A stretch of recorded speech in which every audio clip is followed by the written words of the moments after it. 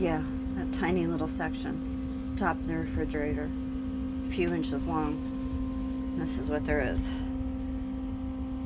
All I gotta say is wow. Just wow.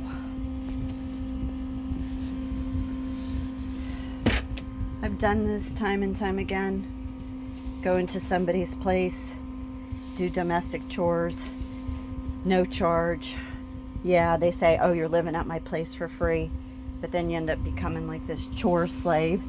And then they don't appreciate it. And then when the place goes back to being the pigsty that it was before you got there, then they blame you for the pigsty.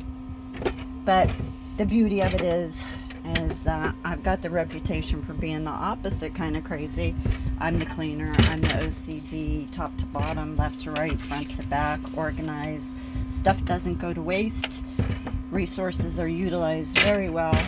And I'm meticulously clean in my environments. Yes, because I'm a creator, there are explosive states where things can get messy, a little bit of mess.